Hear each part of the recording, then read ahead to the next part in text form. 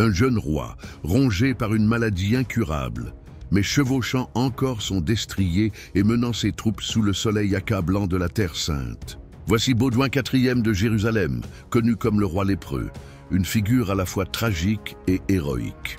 Au milieu des intrigues de cour et de la menace constante des armées musulmanes, dirigées par le redoutable Saladin, Baudouin trouvait encore la force de mener ses hommes sur le champ de bataille. Dans cette vidéo, nous allons revivre l'un des moments les plus surprenants et peut-être sous-estimés de sa carrière militaire, la bataille de Le Forbelais qui eut lieu en 1182. Ce fut la dernière fois que Baudouin mena personnellement une charge de cavalerie et le résultat fut une victoire inattendue contre des forces numériquement supérieures. Suivez-nous jusqu'à la fin de cet épisode pour découvrir comment l'intelligence tactique, le courage chevaleresque et la figure marquante de Baudouin ont influencé l'issue de cette bataille. Préparez-vous à être ému par le crépuscule militaire d'un roi qui défia le destin et la maladie pour protéger son royaume. Au XIIe siècle, le royaume latin de Jérusalem était un bastion chrétien fragile, entouré par des puissances musulmanes en pleine ascension. Fondé après la première croisade, le royaume subissait des pressions territoriales et religieuses constantes, en particulier de l'Égypte et de la Syrie, unifiées sous le commandement de Saladin. À l'intérieur, les querelles entre barons et factions divisaient la cour, tandis qu'à l'extérieur, l'étau musulman se resserrait. Baudouin, couronné alors qu'il était encore adolescent, gouvernait sous le poids de la lèpre, mais son intelligence politique et sa bravoure militaire maintenaient le royaume debout. En 1182, cette tension atteindrait un nouveau sommet. L'année était 1182. Le soleil implacable de l'été palestinien frappait la terre, et les tensions entre chrétiens et musulmans étaient à leur comble. Saladin, le sultan d'Égypte et de Syrie, avait lancé une nouvelle offensive contre les États croisés, visant à tester les défenses du royaume de Jérusalem et à exploiter ses divisions internes. Ces armées avançaient avec rapidité et brutalité, envahissant des territoires, incendiant des champs et ravageant des villages. Baudouin, bien que de plus en plus affaibli par la lèpre, n'était pas disposé à tolérer un tel affront sans réagir. La nouvelle de l'invasion arriva alors qu'il se trouvait à Jérusalem, et malgré les recommandations des médecins et des conseillers, le jeune roi ordonna la mobilisation de ses troupes. Il serait, une fois encore, le commandant sur le terrain. Le Forbelais était un site stratégique, proche de Montgisard, où 5 ans plus tôt, Baudouin avait remporté une victoire éclatante contre Saladin. À présent, le terrain sec et irrégulier allait servir de théâtre à un autre affrontement décisif. Les croisés savaient qu'ils feraient face à une force bien plus nombreuse. Saladin avait amené avec lui une cavalerie bien équipée, des archers montés et des unités d'infanterie expérimentées. Pourtant, Baudouin comptait sur la discipline des Templiers, des Hospitaliers et de ses propres chevaliers francs. En approchant de l'ennemi, les croisés prirent une décision risquée, attaquer avant que Saladin ne puisse s'installer confortablement. Baudouin, vêtu d'une armure adaptée à ses limitations physiques, monta à cheval et prit place en première ligne. Il ne pouvait plus utiliser ses mains comme autrefois, et son corps était visiblement affaibli, mais son esprit de commandement restait intact. L'affrontement fut féroce. Saladin cherchait à épuiser les chrétiens par des escarmouches et des attaques d'archers, évitant l'engagement direct. Mais les croisés maintinrent leur formation et, à un moment critique, Baudouin ordonna une charge de cavalerie lourde. Les Templiers, aux côtés des chevaliers du roi, percèrent violemment le flanc musulman, semant le désordre parmi les ennemis. Le courage du roi fut remarquable.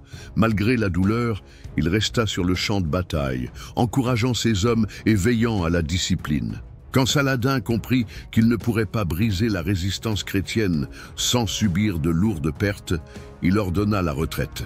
La victoire à Le Forbelais n'eut pas le même éclat stratégique que Montgisard, mais elle revêtit une immense valeur symbolique. Ce fut la dernière fois que Baudouin mena personnellement une bataille en rase campagne et en sortit victorieux. L'image du roi lépreux, blessé et affaibli, mais encore capable d'inspirer ses hommes et de vaincre le plus grand commandant musulman de son époque, résonna dans tout l'Orient et l'Occident chrétien. Cette bataille montra que malgré les divisions internes et la maladie incurable qui le rongeait, Baudouin restait le cœur résistant du royaume. Mais le temps n'était plus de son côté, et cette victoire serait l'un de ses derniers grands exploits en tant que guerrier et souverain. Les récits de l'époque, en particulier ceux de Guillaume de Tyr, son précepteur et chroniqueur, soulignent l'impact moral de cette victoire. La présence du roi sur le champ de bataille, malade et couvert de bandages, montant avec difficulté, était en soi un miracle de leadership. Sa figure rappelait aux chrétiens de Terre Sainte que la cause du royaume surpassait les intrigues de palais. Pendant quelques mois, l'unité interne sembla se renforcer, avec la noblesse reconnaissant de nouveau en Baudouin un souverain légitime et oint par Dieu. Cependant, les défis revinrent rapidement. Baudouin, âgé de seulement 21 ans, ne pouvait déjà plus brandir une épée. La lèpre progressait rapidement, atteignant son visage et ses membres. Il commençait à perdre la vue d'un œil et parvenait à peine à se tenir debout longtemps. Bien qu'il conservât encore le respect de ses commandants, sa capacité à gouverner de manière autonome était gravement compromise. La nécessité d'organiser la succession devint urgente. Baudouin n'avait pas encore d'héritier direct, et le nom le plus proche dans la ligne de succession était celui de son neveu, Baudouin de Montferrat, fils de sa sœur Sibylle. Mais l'enfant n'avait que quelques mois. Cela poussa le roi à prendre une décision sans précédent. Il nomma le bébé comme son co-roi, Baudouin V, lors d'une cérémonie tenue en 1183, un an seulement après le Forbelais. Le choix visait à garantir la continuité de la couronne et à éviter que des factions rivales ne tentent de s'emparer du pouvoir par la force. Baudouin IV continuerait à gouverner comme régent, mais l'instabilité était manifeste. Les barons commencèrent à se rallier à différents prétendants. Raymond III de Tripoli, Guy de Lusignan, Marie de Sibylle, ainsi que les intérêts de l'ordre des Templiers et des Hospitaliers divisaient la scène politique.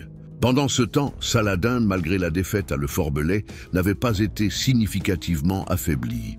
Il l'utilisa l'année suivante pour réorganiser ses forces, intensifiant la propagande du djihad et obtenant le soutien des émirs et des cités qui résistaient encore à son autorité. La bataille avait été une petite défaite tactique, mais la guerre stratégique continuait de favoriser le sultan. Saladin savait que le temps jouait en sa faveur, et que la mort ou l'incapacité du roi chrétien ouvrirait la voie à une avancée décisive.